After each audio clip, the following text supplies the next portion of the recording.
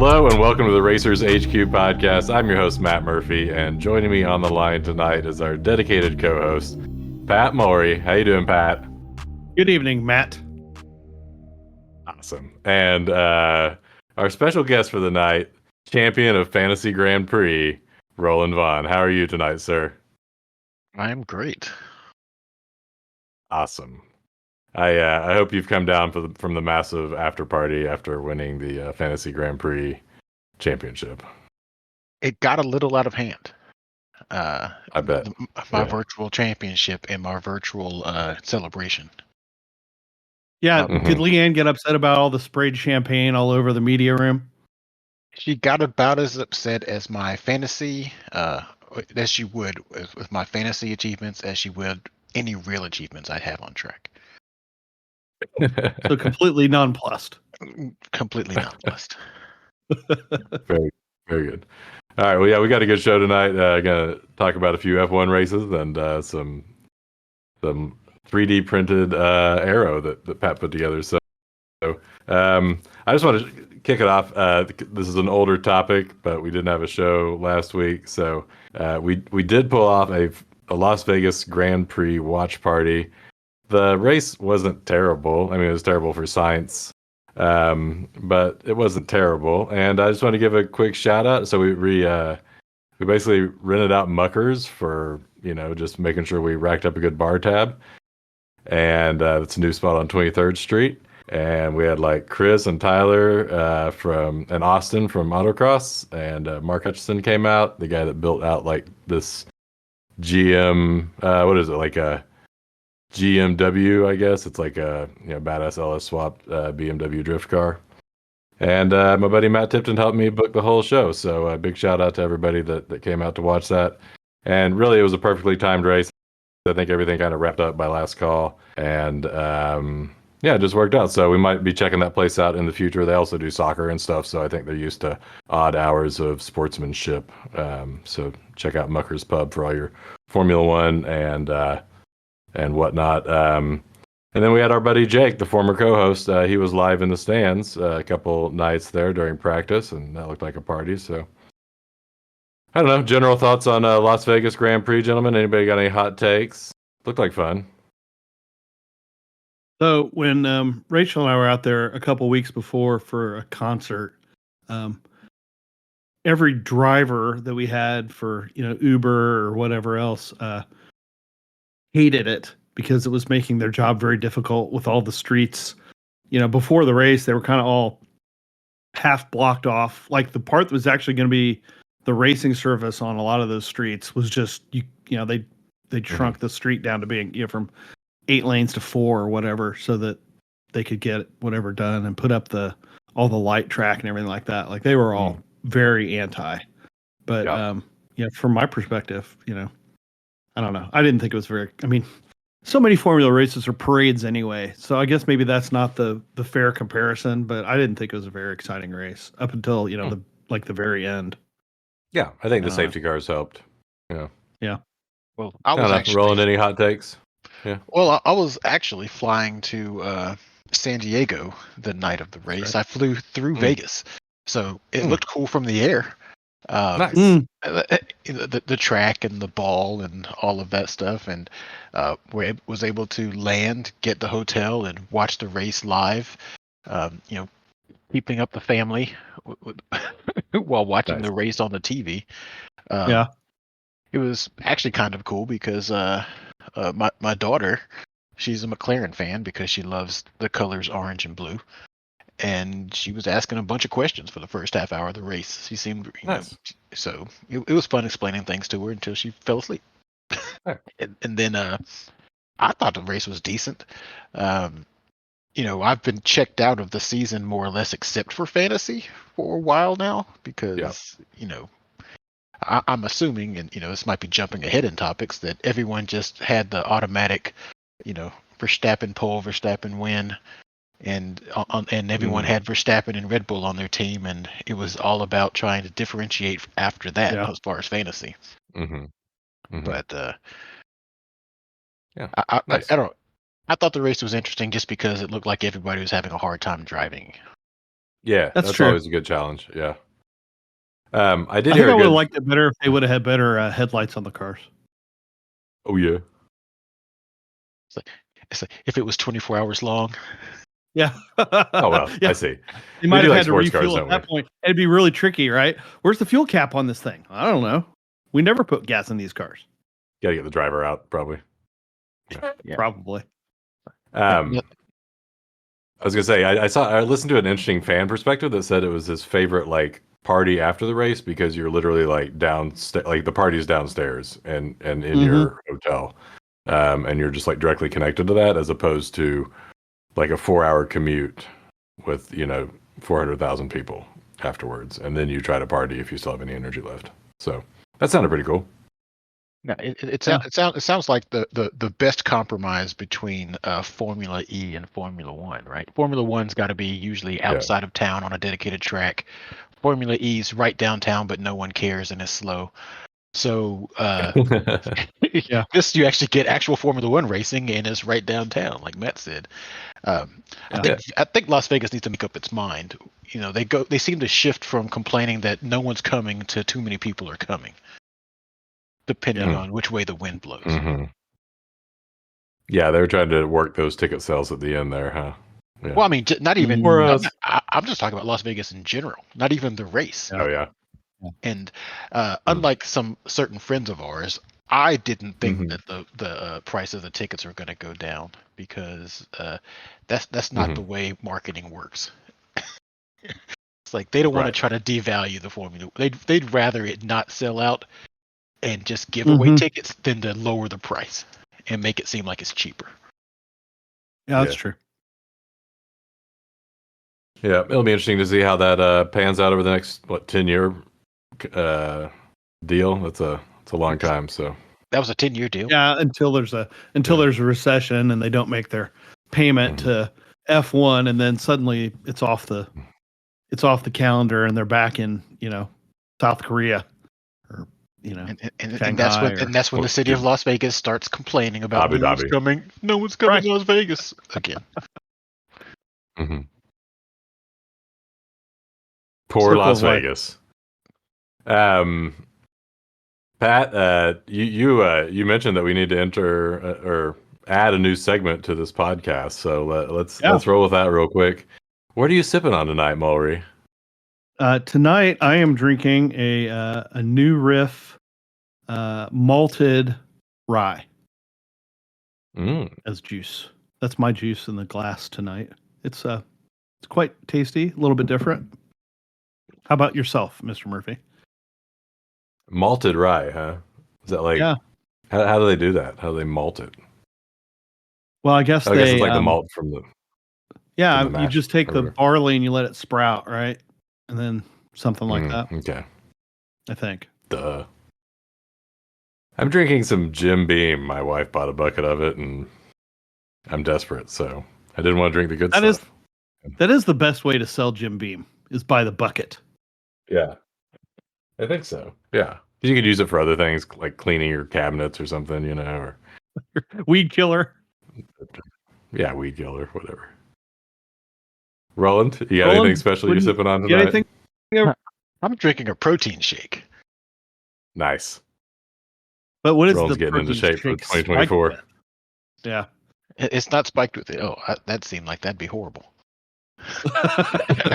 It's some Baileys. As I say, they're barely edible as it is.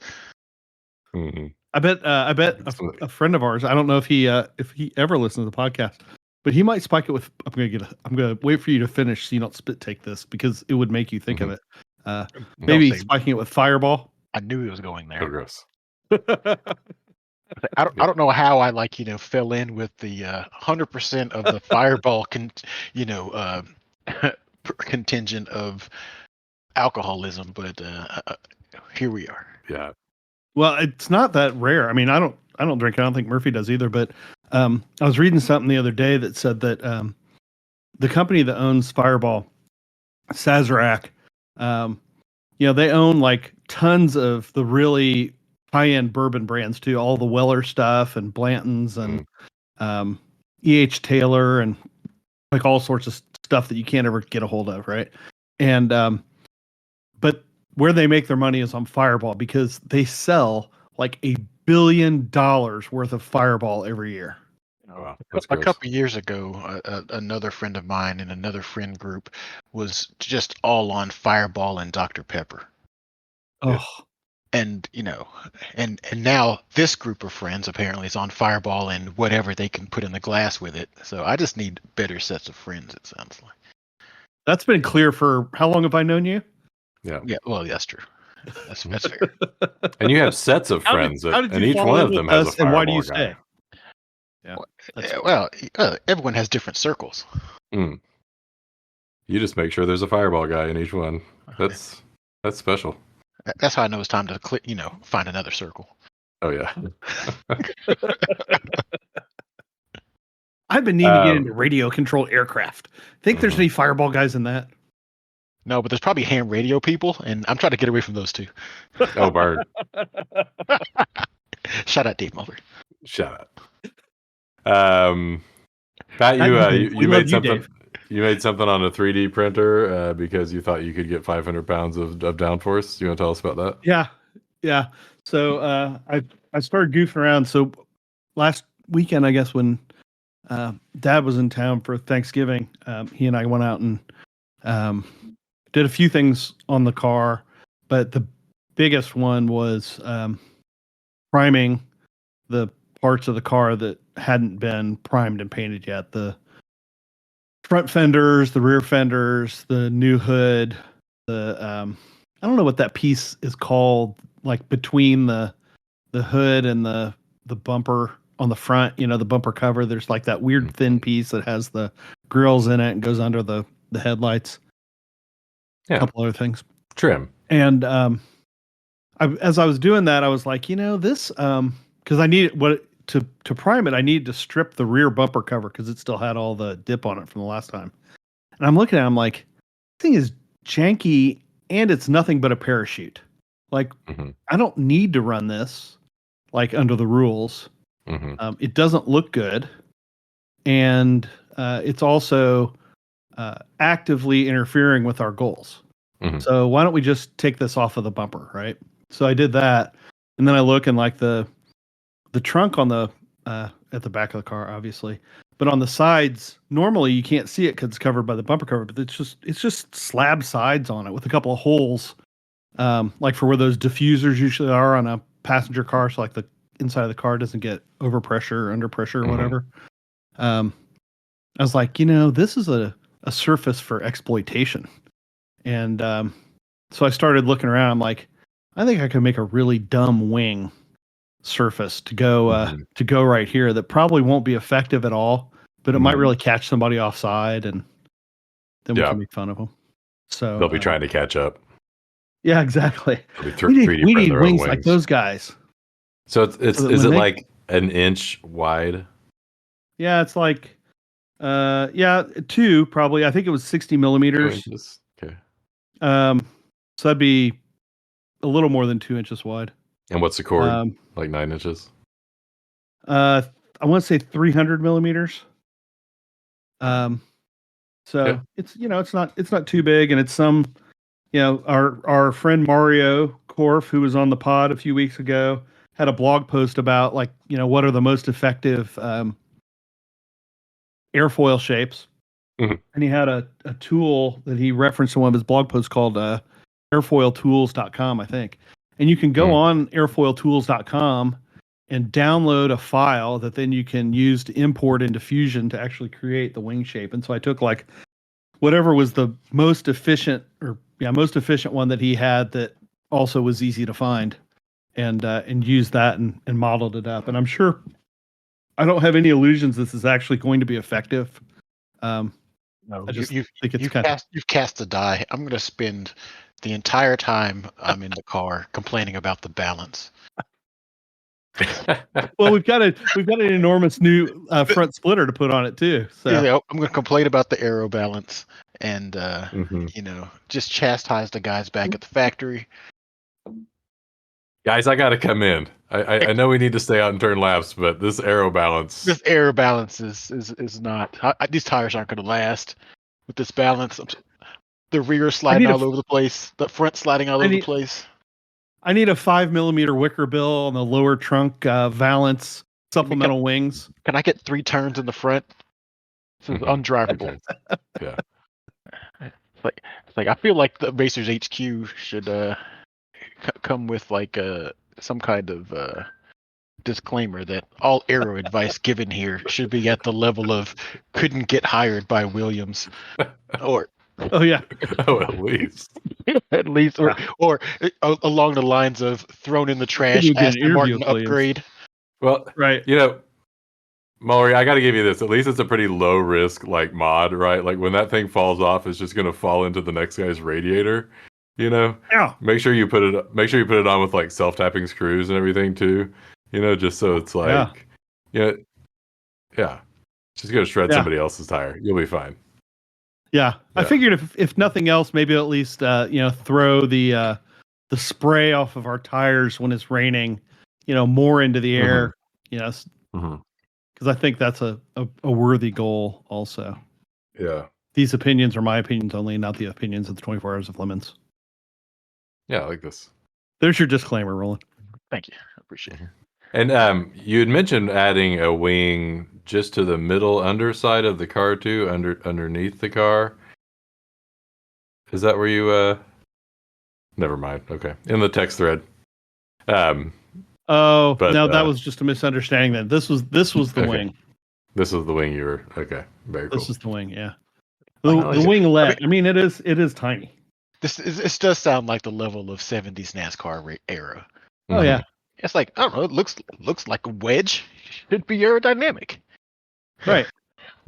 Mechanical downforce. Yeah.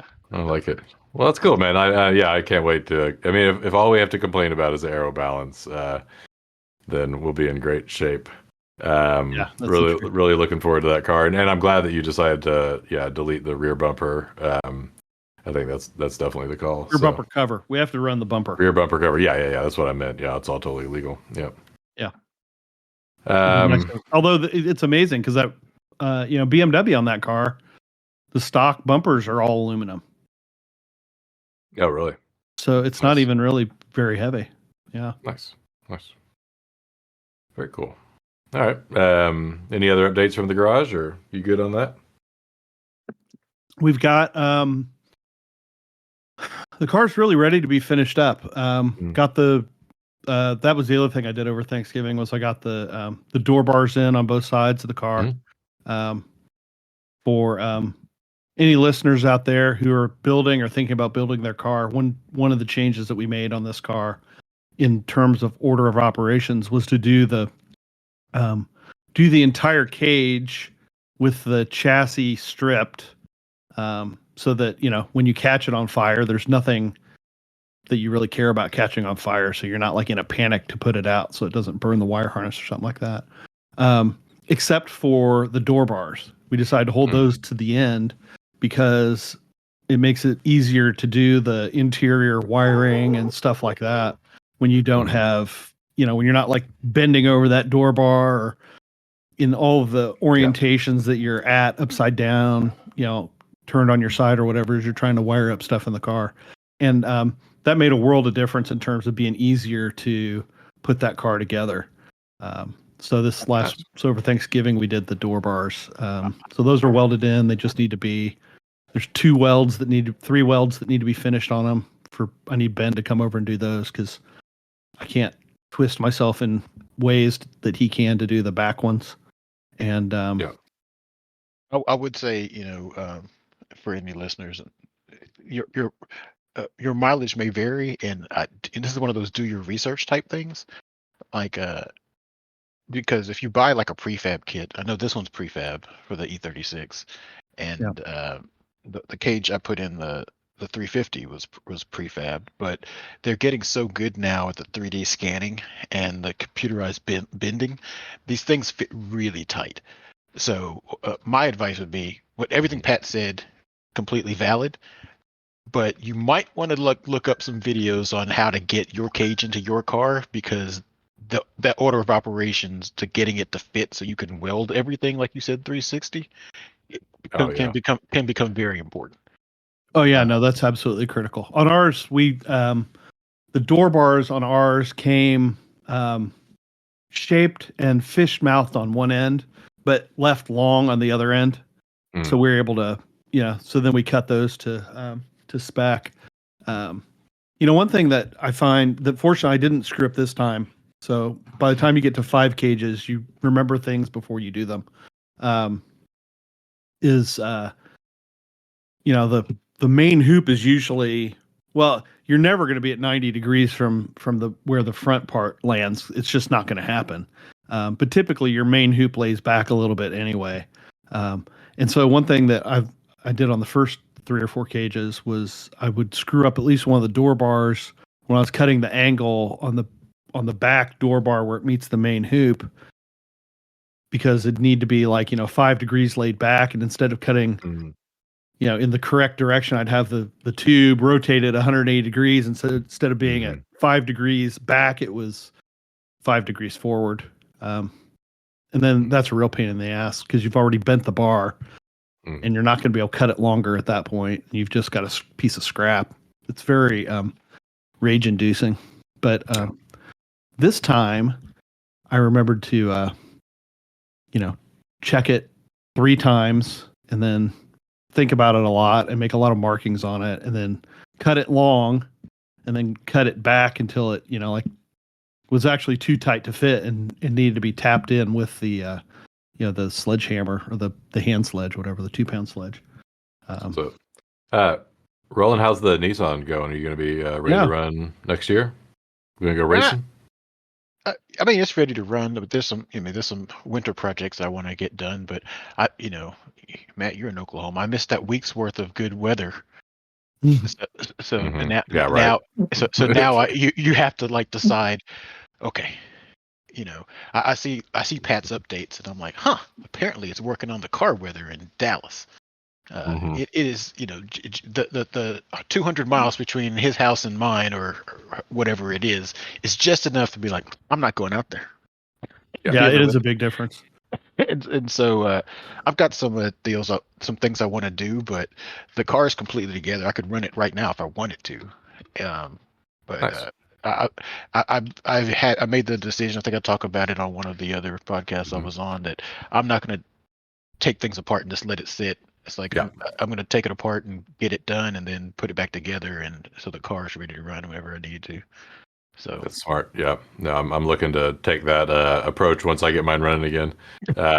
Once you get it back together. Yeah. So I needed a win, so I got the seat in, and that was a big. I mean, lots of sledgehammer action, big race tech containment seat, Hunter's old seat. But just the order of operations, since there's no room to get the bolt in there, so it's okay, I need to mount. I gotta get this one tight on the side, this one loose. Then make sure what I need to do is just weld some bolts onto the downward facing bolts there that go through the floor. I need to just weld those caps on, because I can't even get to those. It's just too tight in there. So anyway, but I finally got it to fit. Just need to drill some holes for the back brace, and then I'll have a containment seat. It looks hella nice. So then wiring. Roland, I read that what is it, Mr. Heater or Buddy Heater or whatever it is that I put in the tent sometimes when we go to Birmingham or Alabama. That makes a huge difference in a small garage. Like when we were, because it was cold on, when was it we were going to paint? On Sunday. It was in the mid to upper 30s outside that morning, and I needed to get the garage, at least into the 50s to feel confident that the paint was gonna take. And just having that thing pumped for, I don't know, an hour or 90 minutes got it up probably 15 or 20 degrees, enough that we could paint. So I would recommend, it's not very big. It doesn't use a lot of propane. You can crack the garage door just to make sure you don't, have any carbon monoxide poisoning. And it makes a huge difference in terms of just warming it up enough that you're not in the cowboy's coat with the cowboy's hat and the cowboy's gloves, not able to hold the nut that you're trying to put on or whatever.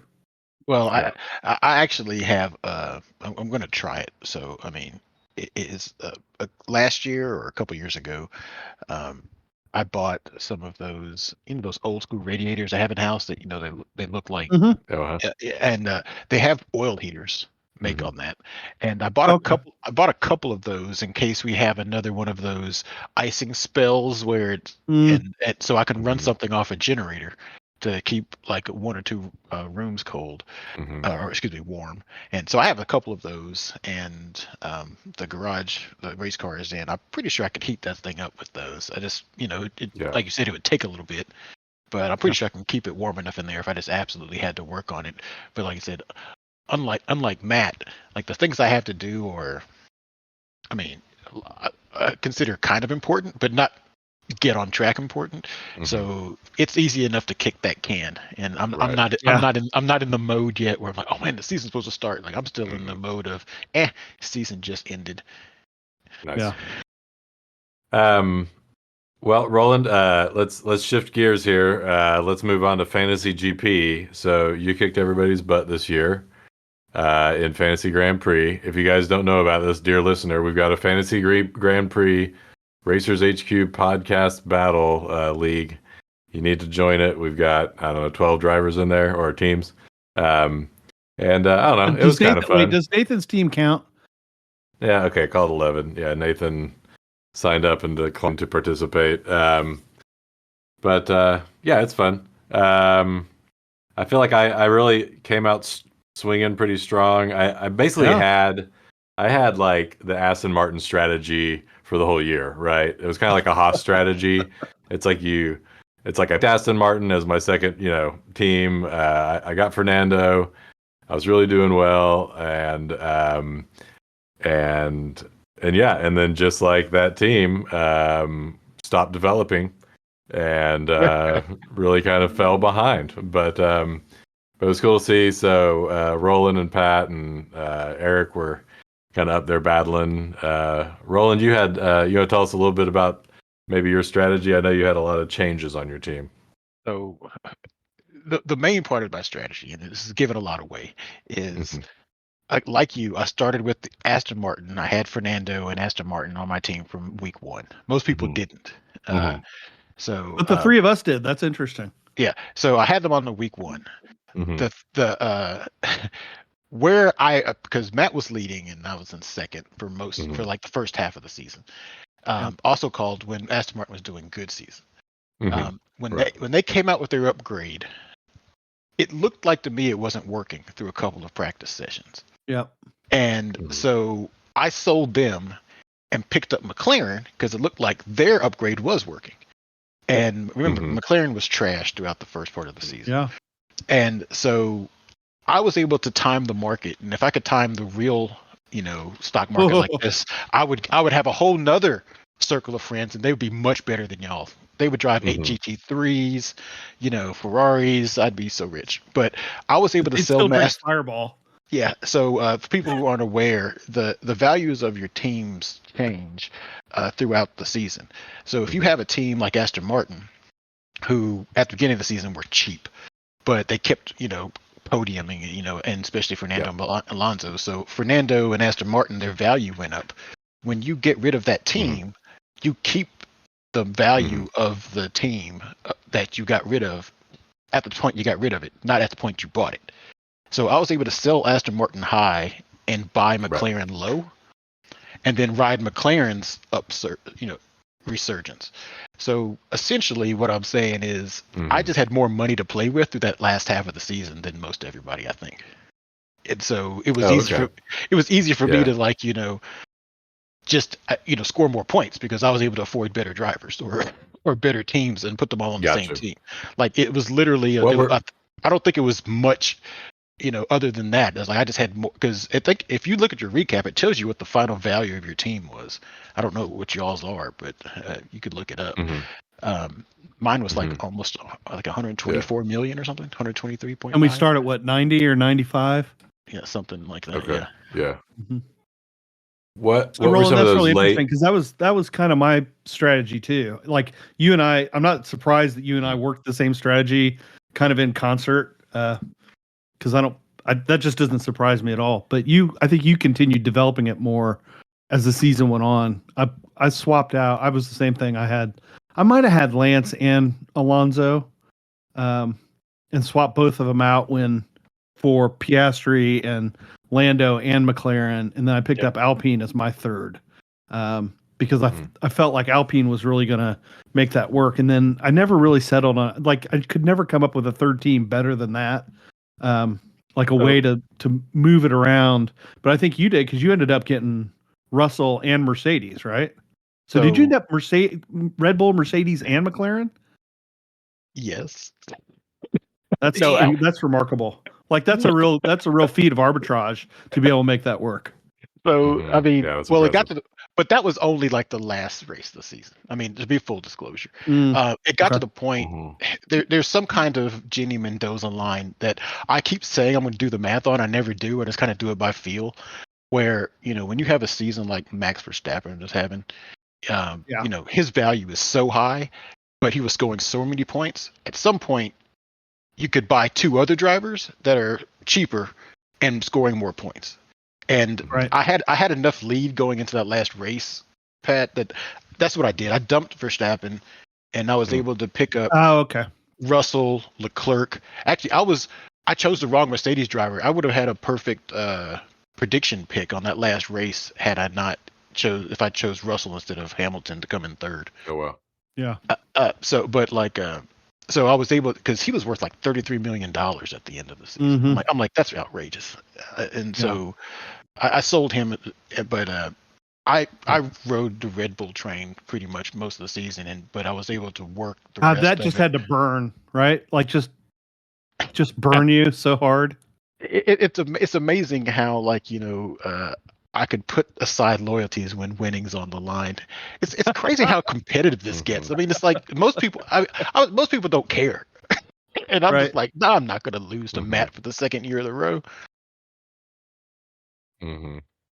Well, and did you? I know you had to. I hope I'm not giving away too much, but I know you had to put down Fantasy GP 1 year because you were spending like you'd get up in the middle of the night after practice 3 to make another change. Like you got real big into it at one point, didn't you? Back in the day. I think right before Liberty bought it and changed all of the start times to be kind of European centric.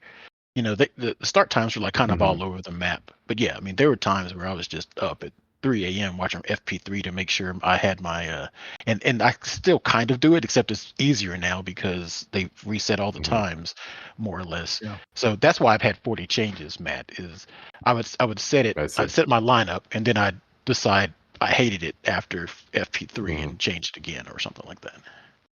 So you were actively changing your team on a race by race basis too? Oh yeah. Yeah. See, I find that really interesting because I think I made 3 changes on that. It was the like there was one early because I didn't have Verstappen originally, and then after about the third race, it was like, well, you've got to have him or you're not going to be in the game. And then you weren't pro level though, so you couldn't make those changes. Yeah, got to pay the extra 5. Got to pay the extra €5, huh? Yeah. Wow, I should really be proud of coming in second on the podium then. We're all very proud of you, Pat. Yeah. That's not bad. I won it last year and then I come in second this year. And Yeah. And shout out to Eric also. Dude, Eric, that was incredible. Yeah. It's like Eric gets MVP for having not watched any of the races and just looking at historical data and putting it in Excel and just making the wildest predictions. It's like this. It's like, and it worked out in the wash. Like 1 week it would be, I don't know even what you did on your team, and the next week it's like, hey, I scored 4th in the world or whatever it was that 1 week. Right. That was crazy. Yeah. Like 4th in the world. I'm like, well, yeah. Eric's running Excel on like a wine emulator and like doing quantitative analysis. I'm surprised it's even Excel. It's not like Open Office from 2011. Oh yeah, it's Open Office for sure. Oh yeah. You know it is Open Office 4. It's Libre. It's something Libre, right? Yeah. No, it's good stuff. but you know, I know we're waxing up about fantasy GP, but it did help. Kind of the reason why I got out of fantasy football is it keeps you invested a little bit more.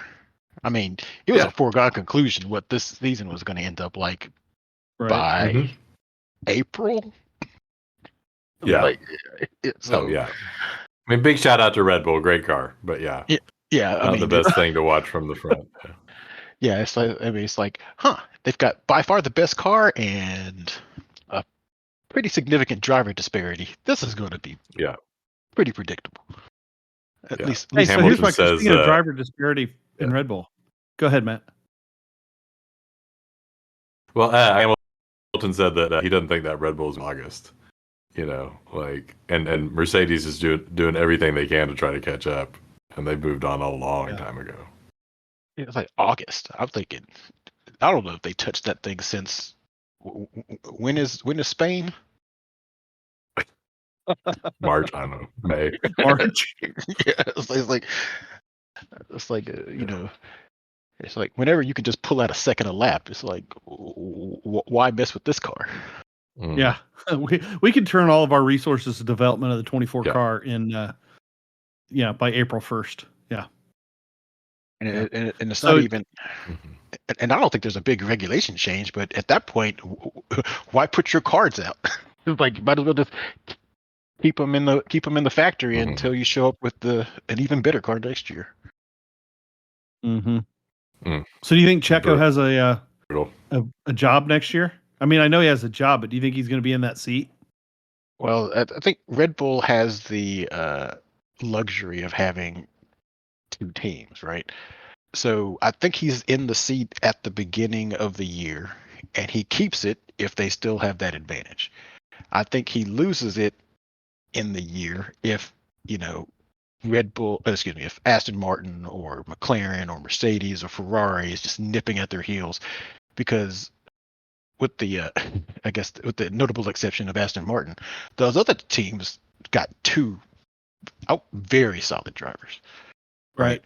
So, I mean, if you got McLaren scoring 1-2s or 1-3s or 2-3s every race, or you got Ferrari scoring, the same with Sainz and Leclerc, or Mercedes with Hamilton and Russell, you can't be out there with one driver. I mean, because if you think back to when Merc and Ferrari were fighting it out before we figured out why Ferrari was so fast, part of the strategy, and did we figure that out? Well, the world, I would say,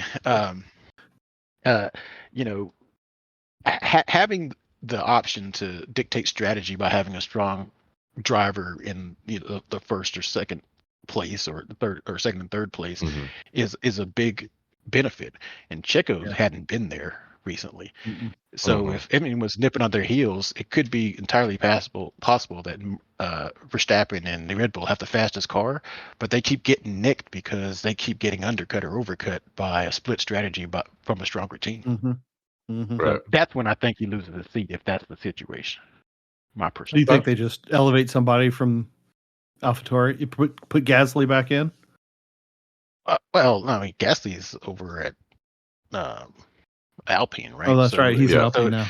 It'd be Danny Rick or Tsunoda. Oh yeah, Danny. Well, or I mean, it could possibly be what's their F2 driver? The one that came in for Danny Rick. Was it Lawson? Liam Lawson. Yeah, they did pretty well. Yeah, and so I mean, I think they've got options. It's just they're just unknowns. But if Checo ends up being too slow, it's going to be crazy. It's interesting we're talking about this. I feel like we've not seen the silly season that we've seen in the last couple of years, right? Like usually by the 3/4 through the season, we start to hear about drivers jumping ship. But I don't think there's. I mean, Roland, correct me if I'm wrong. Are there any driver changes we know of? I mean, maybe in Williams. I mean, that one's still up in the air from what I understand. Is there hasn't been any firm committal that the Williams drivers are set, other than Albon. We're talking about Logan Sargent here. Yeah, Sargent. But there was I heard that Papa Stroll sold his stake in Aston Martin. That's the rumor. So I mean, whoever the new owners are would have to, unless there's a writer on the deal, would have to be insane for the same reason I just said about Max and Checo. Alonso's out there putting in the yeoman's work. If they end up with a fast car next year, and they have to have a better second driver. I mean, and not to belabor the point, but I know that, and Pat would love this. Max's first championship, the 2021 Abu Dhabi situation, right? Wouldn't have been a situation had Bottas qualified anywhere near Hamilton. Right. And he didn't. I mean, he'd already lost the seat at that point. But but that's the reason why. Like, this isn't theoretical. I mean, they lost the driver championship because they didn't have a second driver buffer. Yep. Yep. Yeah, sort of along those lines. I like that. I was just gonna say, I know none of us are historically big Alonso fans, but what he did this season is pretty remarkable, right? Like, Lance disappeared for most of the season, and yet Alonso and Alonso had a car that was, when that was being developed, it was going backwards, and he continued to really pump out great results. I mean, it was, if he would have had the car development that even, certainly that McLaren had, I mean, he wouldn't have challenged Max, but he could have challenged for second. I mean, I think, the I guess undersaid, or it depends on the circles you move in. The thing about Formula One is, at that level, there's 20 people in the whole sport in the world, right? So theoretically, at that level, if any of them have the right car, you only have to be faster than one person, right?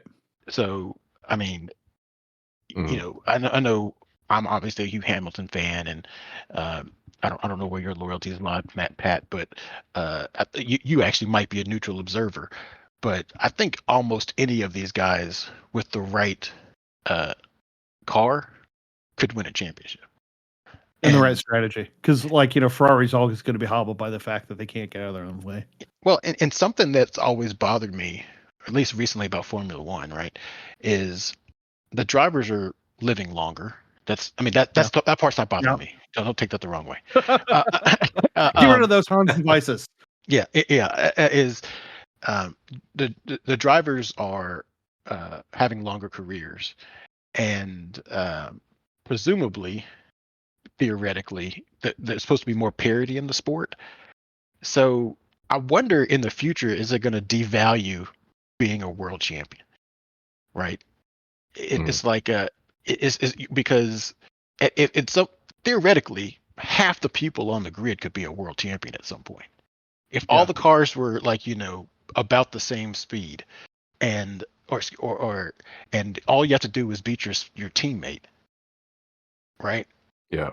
It's like you could go on a. I could conceivably see, if Max wasn't in the deal this year, if Max and Red Bull were gone, and we had that close championship, you could have a year where Kirk wins, and the next year Hamilton wins, and the next year Russell wins, and the next year Sainz wins, and the next year Alonso wins. Well, that would put him 50 years old, but whatever.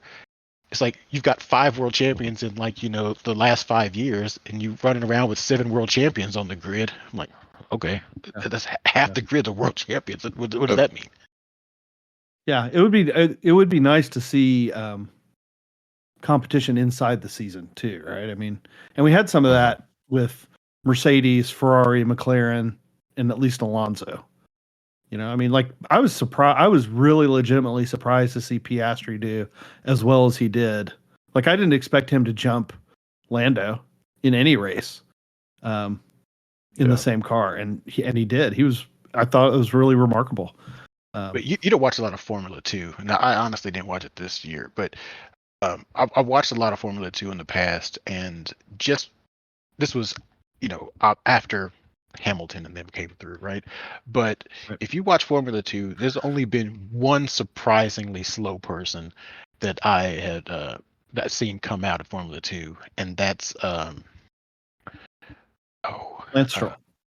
no. Who was Alonso's teammate over in McLaren? They called him like the something waffle. Stoffel Van Hamilton? Dorn. No, Stoffel Van Dorn. Oh yeah. Dorn. Van Dorn destroyed the Formula 2 field, as did Leclerc, as did Piastri, as did people forget that Norris, Albon, and Russell were all in Formula 2 at the same time. Russell won that championship that year. But all of them looked like, I was like, okay, these guys are fast. And they are head and shoulders above everyone else in this series. Leclerc especially, they would do he was in Ferrari's feeder team, and they were doing Ferrari things. Like they would have a race. It was like, hey, we need to change our tires, and they'd wait till the last 5 laps to change his tires to make him go through the entire field again to win the race after he was winning it, and he would do it regularly. I think they were just messing with the field at that point. So it didn't surprise me that Piastri's fast, because honestly, in Formula 2, out of those 3 I named, Norris seemed to me to be the most hyped for no reason. He was always doing there was one time where he actually won the race and then crashed his car after the finish line. Celebrating. Nice. I was not impressed. But I've come around on Norris. But Piastri didn't surprise me. Yeah, no, that's awesome, man. I want to give a shout out. Sorry, just real quick, bringing it back to Fantasy GP. I want to give a shout out to the other. We're just going to read this out because people like getting shouted out on podcasts that I'm sure the 5 people listen to. So Roland, you won. Then Pat, then me, then Eric, then Hunter Biederman. Then we had Todd, Peter Junkin, this guy from my office. So top 7 beats the following guys, and he's not that into F1. Let's see, Legends Racer 96. Okay, that's our buddy from Hallett, the Races Legends, and his name's defeating me real quick. Ward Hobson, Rotarian guy that doesn't even really watch much F1 or anything. And then Matt Tipton, unfortunately. And then Dave, man. Dave must have really missed some predictions, but Dave got beat by everybody. So he's pretty good at ham radios, though. So we all have our specialties. That's right. Yeah. I was just looking while you were saying that, trying to see whatever happened to Stoffel Van Dorn. He's in Formula E. Yeah, he was in Formula E, and he's like a sim driver. And it looks like he was I have a his reserve autograph driver on a McLaren hat. Yeah. He was a reserve driver for the Peugeot hypercar. Didn't he win the Formula E championship for Mercedes? Did he? Yes, he clinched the 21-22 Formula E World Championship for Mercedes EQ in their final season. Unless you know about it, he got destroyed by an Alonso that didn't care.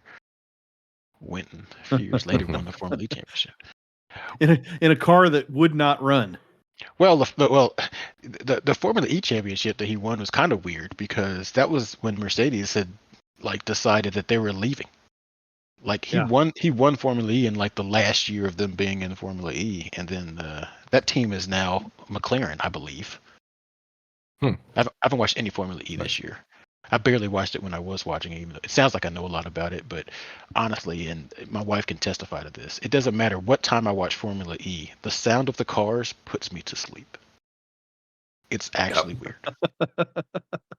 That and the fact that they're going 62 miles an hour. The only thing they have over golf carts is that they're lower and have body work. Well, not by the end of the race. Right. If you've seen it. Yeah, they try to stuff a lot of Formula E cars into a very small space sometimes, and lots of body work. know, they'll do like the pre-race walk, and they're like, now this is turn 2. There's no way possible you can get 2 cars through here. And like the first lap, they're trying to fit 5 cars through there, side by side. And then they come up with some dumbass dive bomb bonus where, like, if you take the dive bomb line, you get like a corner exit bonus or something. What was that this year? Yeah. It is a couple of years ago when I was watching it, kind of, but there was like a turbo section. So if you take the dive bomb, yeah, you get more deployment. I don't know. It seemed like a terrible idea. That was they called it the I don't know. It was mandatory. So there was a different line that you had to take, and you got extra kilowatts of electricity for like 1, 2, or 4 minutes twice a race. Oh, okay. But I got you. So you had to take that like a rally, like a stage rally or whatever. Yeah, stage rally. It was cross, I guess. Something you had to take. It was very gimmicky. It's I don't know. They are going to have pit stops next year. They're going to have some kind of rapid charge. They're going to have rapid charging. I'm sure no way that anyone's going to get electrocuted by the. That'll be great in the rain. Think about that. The Mahindra rapid charging system. It's not going to be the chassis swap, huh? I got a great deal on this charging system out of India. I like it. That'll be awesome. Well, gents, I think we have made a podcast. I can't believe we were able to go an hour on all of our awesome topics tonight. But good deep dive into F1. Roland is a font of content when it comes to all of that stuff. Roland, we're excited to see you out on track next year. I'm really hoping to do the same. Looks like Mulry's got some good plans too. Our next podcast, we're going to do a little bit of a racing, I think kind of a grassroots racing wrap up, just kind of talk about our seasons for the year, and then hopefully try to get a guest star on by the end of the calendar year to talk about running, entire grassroots motorsports series. So we'll see. Roland, you got any shout outs or anything before we wrap this up? No. I guess shout out to you guys, keeping this going. So, keep hope alive. I like and all the help and questions that I'm going to be proposing. If you guys ever want to do a podcast specifically on installing a kill switch into a Nissan 350Z, I'll be your guest and take notes. Let's do this. Yeah, let's do this. Let's get some diagrams. We could do a video podcast and get the whiteboard out. That's one of my off-season things. Okay, nice kill switch. You have to have a kill switch. Do you not have a kill switch yet? No. Well, also I don't run wheel to wheel yet on the car. I'm only doing So yes, that's the last thing I need to do, honestly, to get it into comma. Nice. So that I found out something expensive, but I think smart. If all I do is slap Hoosiers back on my car, it's perfect for ST4 from a weight and power standpoint. So it's like I could try to run cheaper tires, but then I'd have to get individual throttle bodies or something, or change a bunch of other stuff up with the car.